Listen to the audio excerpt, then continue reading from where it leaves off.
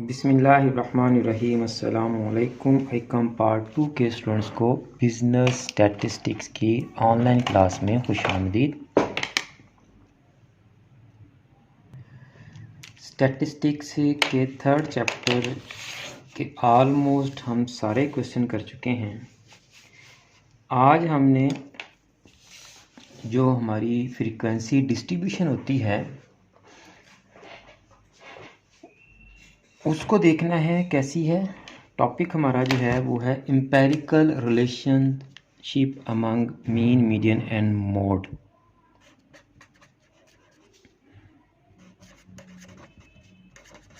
Empirical relationship between mean, median and mod. आज का हमारा ये टॉपिक है। इस टॉपिक को समझाने के लिए मैं कुछ डाटा लेता हूँ। अगर हमारा जो डाटा है वो इस तरह से डिस्ट्रीब्यूट हो, किस तरह से 2, 4, 6, 8, 6, 4 एंड 2। आप देखें एक ही सीक्वेंस में ये डाटा इंक्रीज़ हो रहा है और फिर उसी सीक्वेंस से ये डाटा डिक्रीज़ हो रहा है। अब इधर आ जाएं, 2, 4, 6, 8, 10, 12 एंड 2। देखें ये डाटा एक सीक्वेंस से इंक्रीज़ हो रहा है, आहिस्ता आहिस्ता इंक्रीज़ हो रहा है और सडनली डिक्रीज़ हो रहा है। यहाँ से देखें आप, सडनली डिक्रीज़ हो गया। और इसका वाइस वर्सा हो सकता है जी, 2, 12, 10, 8, 6, 4 एंड 2। यानी ये सडनली इंक्रीज़ हुआ है और ग्रेजुअली आहिस्ता आहिस्ता डिक्रीज़ हुआ ये डाटा। तो ये जो फर्स्ट टाइप ऑफ डाटा है ना हमारा, ये इसको हम कहते हैं सिमेट्रिकल डिस्ट्रीब्यूशन। इसको क्या कहते हैं जी हम? Symmetrical distribution. और ये जो डिस्ट्रीब्यूशन है बहुत टाइप की, इसको हम नॉन सिमेट्रिकल या स्क्यूड डिस्ट्रीब्यूशन कह सकते हैं। स्क्यूड। अब इन दोनों डिस्ट्रीब्यूशंस की जो शेप है, तीनों की मैं शेप बनाता हूँ, फिर मैं आपको बताता हूँ कि इनकी जो है वो शेप किस तरह से आएगी। देखें, इसको जब आप ग्राफ पर प्लॉट करेंगे तो आप की जो कर्व है वो स्मूथली इंक्रीज होगी और स्मूथली ही डिक्रीज होगी। इस तरह की आपकी कर्व बनेगी। जब आप इसको प्लॉट करेंगे, ये मिड में जो डिस्ट्रीब्यूशन है जो स्मूथली इंक्रीज हो रही है और सडनली डिक्रीज हो रही है, तो इसका जब आप ग्राफ बनाएंगे तो वो इस तरह से इंक्रीज होगा और सडनली डिक्रीज हो जाएगा जी। और ये जो सडनली इंक्रीज़ हुआ है और ग्रेजुअली डिक्रीज़ हुआ है, उसकी जो आपकी ग्राफ की जो शेप होगी वो इस तरह से बनेगी। तो ये हमारी सिमेट्रिकल डिस्ट्रीब्यूशन की जो है वो शेप है। ये हमारी स्क्यूड डिस्ट्रीब्यूशन है। तो इसकी दो टाइप्स बन गई। One is called positively skewed, ये वाली आपकी पॉजिटिवली स्क्यूड है, और this one is negatively skewed. ये आपकी पॉजिटिवली स्क्यूड और ये आपकी नेगेटिवली स्क्यूड। ठीक है जी। अब इस डिस्ट्रीब्यूशन से हमें क्या पता चलता है? इस डिस्ट्रीब्यूशन से हमें ये पता चलता है कि अगर आपकी डिस्ट्रीब्यूशन सिमेट्रिकल है, अगर हमारी डिस्ट्रीब्यूशन जो है वो सिमेट्रिकल है, तो आपका मीन का, मीडियन का एंड मॉड का आंसर इक्वल आएगा। तब हमारा मीन, मीडियन एंड मॉड का आंसर इक्वल आएगा। अगर आपकी नेगेटिवली स्क्यूड है, ये मैं यहाँ लिख देता हूँ ताकि हमें समझने में आसानी होगी। Mean, median and mod. Mean, median and mod. जब आपकी नेगेटिवली स्क्यूड डिस्ट्रीब्यूशन होगी तो आपका मीन का आंसर सबसे छोटा होगा, फिर उससे बड़ा मीडियन का होगा, फिर उससे बड़ा मॉड का आंसर होगा। और जब आपकी डिस्ट्रीब्यूशन जो है वो पॉजिटिवली स्क्यूड होगी तो आपका मीन का आंसर बड़ा होगा और मीडियन का फिर उससे छोटा और मॉड का सबसे लास्ट पर होगा। अगर आपको मैं समझा दूं, अगर आपका मीन यहाँ पे 20 आ रहा है तो मीडियन भी 20 आएगा और मॉड भी 20 आएगा। अगर यहाँ मीन आपका, मैं ये हाइपोथेटिकल फिगर्स ले रहा हूँ सिर्फ समझाने के लिए, ज़रूरी नहीं कि यही आंसर है, 20 है तो आपका जो मीडियन है वो 20 से बड़ा होगा, 25 भी हो सकता है, 30, 50 कोई भी हो सकता है, बड़ी वैल्यू हो सकती है। मैंने अंदाज़न ले ली है, एस्टिमेटेड ले ली है। अभी हम क्वेश्चन भी सॉल्व करते हैं, मॉड का आंसर इससे ही बड़ा होगा, वो 35, 40, 50 कोई भी हो सकता है। और यहाँ अगर आपका मीन 20 है तो आपका मीडियन का आंसर 20 से लेस होगा और मॉड का आंसर मीडियन से भी लेस होगा, वो 12 हो, 10 हो, 8 हो। ये अब डिस्ट्रीब्यूशन पे डिपेंड करता है कि वो किस टाइप की डिस्ट्रीब्यूशन है जी। तो ये है जी empirical relationship between mean, median and mode. अब आपको ये पेपर में जो क्वेश्चन देगा उसके लिए जो फार्मूला यूज़ करेंगे हम, यहाँ किसी और पेज पे करता हूँ, यहाँ करता हूँ, वो एक ही फार्मूला है, आप उसी में तमाम वैल्यूज़ पुट करके तो आंसर निकाल सकते हैं। वो हमारा फार्मूला है mode is equal to 3 median minus 2 mean. Mode is equal to 3 median minus 2 mean, ये आपका एक ही फार्मूला है। आपको क्वेश्चन में वो तीनों में से कोई सी भी दो वैल्यूज़ दे देगा और आपसे कहेगा कि आप थर्ड वैल्यू फाइंड आउट करें। इस टाइप का क्वेश्चन आपको शॉर्ट क्वेश्चंस में आ सकता है। और फिर समटाइम्स आपसे ये भी पूछेगा कि आप आंसर्स देख कर बताएं कि ये आपकी जो डिस्ट्रीब्यूशन है ये किस टाइप की डिस्ट्रीब्यूशन है।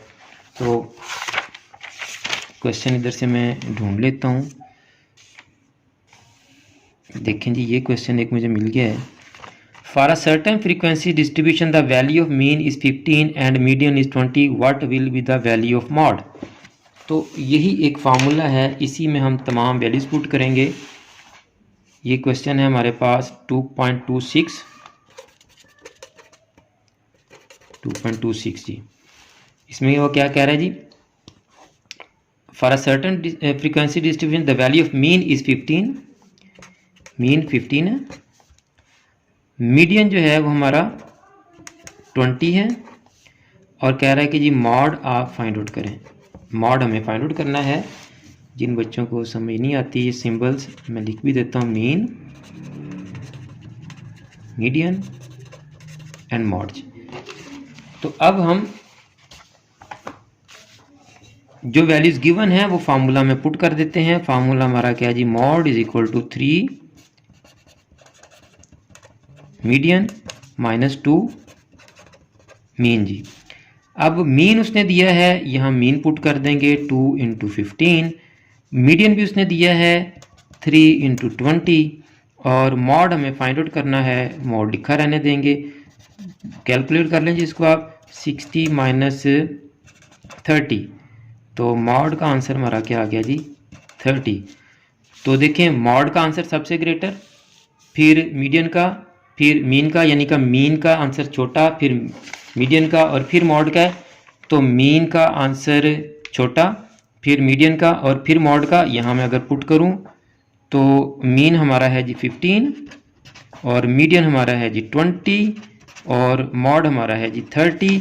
तो अगर आपसे वो पूछे कि ये किस टाइप की डिस्ट्रीब्यूशन है तो आप उसको कह सकते हैं कि ये नेगेटिवली स्क्यूड डिस्ट्रीब्यूशन है। कौन सी डिस्ट्रीब्यूशन है जी, नेगेटिवली स्क्यूड, और ये हमारी कौन सी थी, पॉजिटिवली स्क्यूड। अगर इस टाइप का कोई क्वेश्चन आएगा तो मैं आपको वो भी कर देता हूँ जी। आप देखें जी, क्वेश्चन हमारा है जी 2.28, for a moderately skewed distribution mod is 60 and mean is 30, find median. 2.28 को करते हैं हम। तो 2.28 में हमें उसने दिया है जी मॉड 60, मीन 30 और मीडियन वो कह रहा है फाइंड आउट करें। तो हम फार्मूला यही लिखेंगे again, mode is equal to 3 median minus 2 mean. अब मॉड उसने दिया है 60, मॉड की जगह हम 60 पुट कर देंगे। 3 मीडियन फाइंड आउट करना है तो मीडियन ऐसे लिखा रहने दें आप। 2 मीन उसने दिया है हमें 30, वो इधर पुट कर दें जी आप। तो अब ये इसको सॉल्व कर लें आप। 3 मीडियन, ये -60 हो जाएगा, -60 इधर आके +60 हो जाएगा।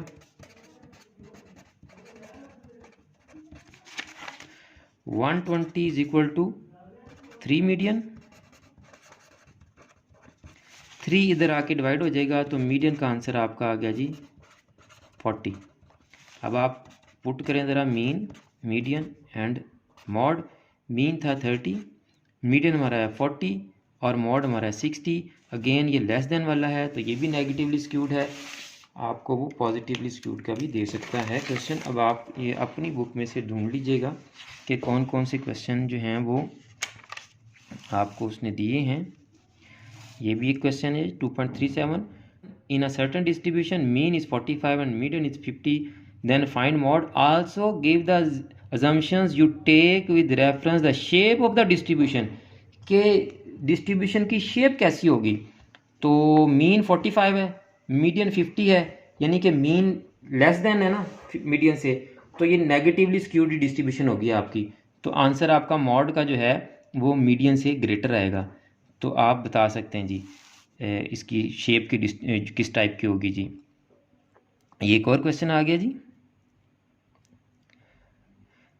in moderately skewed distribution mean is 25 and mod is 28, then find the value of median। ये भी आप फाइंड आउट कर लेंगे। अभी एक और क्वेश्चन आएगा, अगर मुझे नज़र आ गया तो मैं आपको दिखा देता हूँ कि उसमें कुछ भी नहीं है जी। ये भी क्वेश्चन है जी, ये भी क्वेश्चन है, ये भी क्वेश्चन है। ये देखें जी, What will be the median if both mean and mod of a symmetrical distribution are 10? कहता है मीडियन फाइंड आउट करें, मीन भी 10 है और मॉड भी 10 है, आपके ख्याल में मीडियन कितना होगा।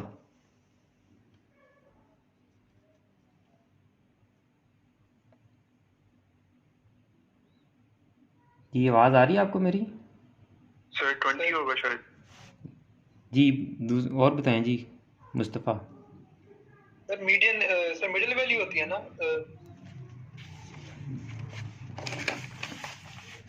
वो कह रहा है कि what will be the median if both mean and mode of a symmetrical distribution. वो आपको हिंट भी दे गया कि डिस्ट्रीब्यूशन सिमेट्रिकल है। तो सिमेट्रिकल डिस्ट्रीब्यूशन की क्या कंडीशन होती है जी। सिमेट्रिकल डिस्ट्रीब्यूशन में मीन, मीडियन और मॉड के आंसर क्या आते हैं, इक्वल आते हैं, वो भी 10 ही होगा। और दूसरा हिंट ये भी था कि मीडियन भी 10 है और सॉरी मीन भी 10 है और मॉड भी 10 है, तो मीडियन भी 10 ही आएगा। इसके बावजूद भी आपको सिमेट्रिकल डिस्ट्रीब्यूशन का हिंट भी दे गया है। तो इसका आंसर 10 ही आएगा, कुछ भी कैलकुलेट नहीं करना आपने, जस्ट इसका आंसर 10 दे देना। ये भी कैलकुलेट करेंगे, ये भी कैलकुलेट करेंगे, ये भी कैलकुलेट करेंगे। इसी तरह find mean and mode of a certain distribution if the it's median is 5, taking any suitable assumption about shape of the distribution. आप देखें एक ही वैल्यू दे के गया है वो आपको, इस क्वेश्चन में उसने एक ही वैल्यू दी है मीडियन की। अब हम इस फार्मूला को अप्लाई करके तब तक अननोन की वैल्यू फाइंड आउट नहीं कर सकते जब तक दो वैल्यूज़ ना दी हों। अगर उसने एक ही वैल्यू दी है तो इसका मतलब हम यहाँ अज्यूम ये कर लेंगे कि हमारी जो डिस्ट्रीब्यूशन है वो सिमेट्रिकल है और मीन और मॉड का आंसर भी 5 ही है। अंडरस्टैंड जी। ये थे क्वेश्चन। अब आप देख लीजिएगा आपकी बुक में जो होंगे तो इंतहाई आसान एक छोटा सा फार्मूला था, वो अप्लाई करना था हमने। और ये शेप किस तरह से इनकी आई है, इसको बेल शेप भी कहते हैं हम। ये नेगेटिवली स्क्यूड, ये पॉजिटिवली स्क्यूड।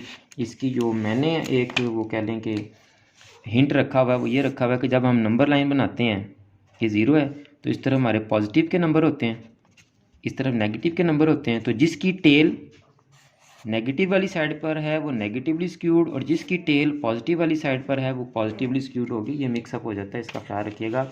अगर आपने कोई क्वेश्चन पूछना है तो पूछ लें बेटा।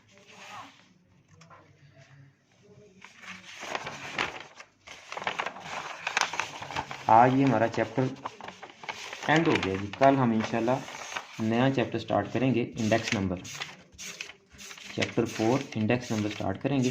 क्वेश्चन कोई बेटा है तो पूछ लें आप, फिर हम अकाउंटिंग की तरफ चलें। नहीं सर। ओके जी। सर एक बच्चे से रिवीजन करवाएंगे हमें?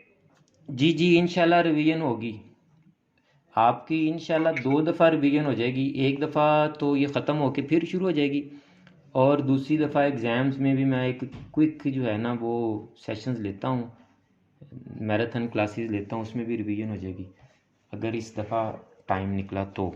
लेकिन आपकी एक दफ़ा तो कंफर्म हो जाएगी इंशाल्लाह। एक से ज़्यादा मरतबा भी हो सकती है, उम्मीद है मुझे। स्टूडेंट्स, आपने अगर लास्ट लेक्चर्स, हमारे पिछले लेक्चर्स नहीं देखे तो आप हमारे यूट्यूब चैनल को विज़िट कर लें या हमारे फेसबुक पेज को विज़िट कर लें, आपको वहाँ पर तमाम लेक्चर्स मिल जाएंगे। और अगर आपने अभी तक हमारे सोशल मीडिया अकाउंट्स को फॉलो नहीं किया तो आप हमारे सोशल मीडिया अकाउंट्स को भी फॉलो कर लें ताकि आपका कोई लेक्चर मिस ना हो सके। और ये भी याद रखें कि बहुत जल्द हम गेस्ट की वीडियो सीरीज़ भी शुरू करने वाले हैं, तो इसलिए आपका कोई गेस्ट भी मिस ना हो सके। और आप इन वीडियोज़ को ज़्यादा से ज़्यादा फॉरवर्ड किया करें ताकि आपकी वजह से दूसरे बच्चों का भी फ़ायदा हो सके। मुझे भी अपनी दुआ में याद रखा करें। जज़ाकल्लाह।